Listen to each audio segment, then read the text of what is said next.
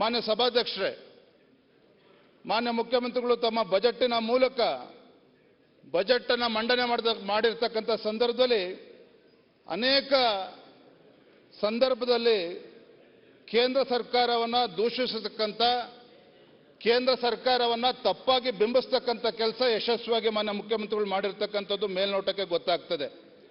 ಈ ಸಂದರ್ಭದಲ್ಲಿ ಕೆಲವು 4-5 ಅಂಶಗಳನ್ನು ಮಾತ್ರ ಈ ಸದನದ ಗಮನಕ್ಕೆ ತರ್ತಕ್ಕಂಥ ಪ್ರಯತ್ನ ಮಾಡ್ತೇನೆ. ಇವತ್ತು ಮಾನ್ಯ ಮುಖ್ಯಮಂತ್ರಿಗಳು ಹೇಳಿರ್ತಕ್ಕಂಥದ್ದು, ಇವತ್ತು ಬಜೆಟ್ ಅನ್ನು ಮಂಡನೆ ಮಾಡ್ತಕ್ಕಂಥ ಸಂದರ್ಭದಲ್ಲಿ ಹಿಂದಿನ ರಾಜ್ಯ ಸರ್ಕಾರ ಇವತ್ತು ಹಣಕಾಸಿನೊಂದು ಶಿಸ್ತನ್ನು ಮೀರಿದ್ದಾರೆ ಅನ್ನೋ ಮಾತನ್ನು ಉಲ್ಲೇಖವನ್ನು ಮಾಡಿದ್ದಾರೆ.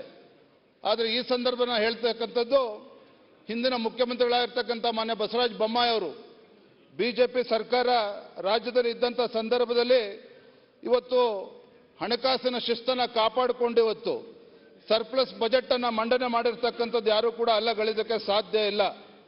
ಇವತ್ತು ಬಿಜೆಪಿ ಸರ್ಕಾರ ಇದ್ದಂಥ ಸಂದರ್ಭದಲ್ಲಿ ಇವತ್ತು 402 ಕೋಟಿ ಸರ್ಪ್ಲಸ್ ಬಜೆಟ್ ಅನ್ನು ಮಂಡನೆ ಮಾಡೋದ್ರ ಜೊತೆಗೆ ಜಿಎಸ್ಡಿಪಿ ಗ್ರಾಸ್ ಸ್ಟೇಟ್ ಡೊಮೆಸ್ಟಿಕ್ ಪ್ರಾಡಕ್ಟ್ ಕರ್ನಾಟಕದಲ್ಲಿ 2019ನೇ ಇಸ್ವಿನಲ್ಲಿ 13.33 ಲಕ್ಷ ಕೋಟಿ ಆಗಿದ್ರೆ, ತದನಂತರ ಅದು 23.33 ಲಕ್ಷ ಕೋಟಿಗೆ ಏರಿರ್ತಕ್ಕಂಥದ್ದು. ಇವತ್ತು ರಾಜ್ಯದಲ್ಲಿ ಹಿಂದಿನ ಬಿಜೆಪಿ ಸರ್ಕಾರ ಇದ್ದಂಥ ಸಂದರ್ಭದಲ್ಲಿ ಯಾವ ರೀತಿ ಅಭಿವೃದ್ಧಿ ಆಗಿದೆ ಅಂತಕ್ಕಂಥದ್ದು ತೋರಿಸ್ತದೆ. ಅದೇ ರೀತಿ ಆರ್ಥಿಕ ಶಿಸ್ತನ್ನ ಉಲ್ಲಂಘನೆ ಮಾಡಿದೆ ಅನ್ನುವ ಆರೋಪನ ಮಾಡ್ತಕ್ಕಂಥ ಸಂದರ್ಭದಲ್ಲಿ ಹಿಂದಿನ ಭಾರತೀಯ ಜನತಾ ಪಾರ್ಟಿ ಸರ್ಕಾರ ಇದ್ದಾಗ ಅವತ್ತು ಅಂದಿನ ಸರ್ಕಾರದಲ್ಲಿ 2019ರಲ್ಲಿ ಒಂದು ಫಿಸಿಕಲ್ ಡೆಫಿಸಿಟ್ 2.7% ಇದ್ರೆ, ತದನಂತರ ಇವತ್ತು 2.6ರಿಂದ 2.7% ಅಷ್ಟು ಏರಿಕೆ ಆಗಿರ್ತಕ್ಕಂಥದ್ದು. ಆ ಕೋವಿಡ್ನ ಸಂದರ್ಭದಲ್ಲೂ ಕೂಡ ಇಡೀ ದೇಶದ ಒಟ್ಟು ಸರಾಸರಿ 2.3% ಇದ್ರೆ, ನಮ್ಮ ಕರ್ನಾಟಕ ರಾಜ್ಯದ ಒಟ್ಟು ಜಿಎಸ್ಡಿಪಿ 2.9% ಇದ್ದಿದ್ದು ನಿಜವಾಗ್ಲೂ ಕೂಡ ಒಂದು ದಾಖಲೆ ಅನ್ನೋ ಅಂಶವನ್ನೇ ಈ ಸಂದರ್ಭದಲ್ಲಿ ಹೇಳೋದಕ್ಕೆ ಇಚ್ಛಪಡ್ತೇನೆ.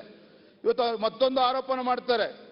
ಇವತ್ತು ಹಿಂದಿನ ಸರ್ಕಾರದಲ್ಲಿ ಇವತ್ತು 5,495 ಕೋಟಿ ಕಾಂಪನ್ಸೇಷನ್ ನಮ್ಮ ರಾಜ್ಯಕ್ಕೆ ಬರಲಿಲ್ಲ ಅನ್ನೋದನ್ನ ಹಲವಾರು ಬಾರಿ ಇದನ್ನ ಉಲ್ಲೇಖವನ್ನು ಮಾಡಿದ್ದಾರೆ.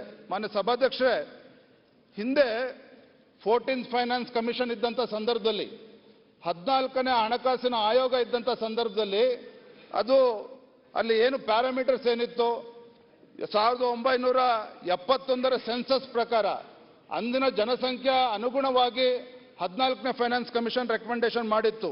ಮತ್ತು ಅವತ್ತಿನ ಪರ್ ಕ್ಯಾಪಿಟಾ ಇನ್ಕಮ್ ಏನಿತ್ತು, ಅವತ್ತಿನ ಫಾರೆಸ್ಟ್ ಏರಿಯಾ ಏನಿತ್ತು, ಇವೆಲ್ಲದ ಆಧಾರದ ಮೇಲೆ 14th ಫೈನಾನ್ಸ್ ಕಮಿಷನ್ ರೆಕಮೆಂಡ್ ಮಾಡಿದ್ರೆ 15ನೇ ಹಣಕಾಸಿನ ಆಯೋಗ 2011ನೇ ಸೆನ್ಸಸ್ ಪ್ರಕಾರ ಇವತ್ತು ರೆಕಮೆಂಡೇಶನ್ ಮಾಡಿರ್ತಕ್ಕಂಥದ್ದು.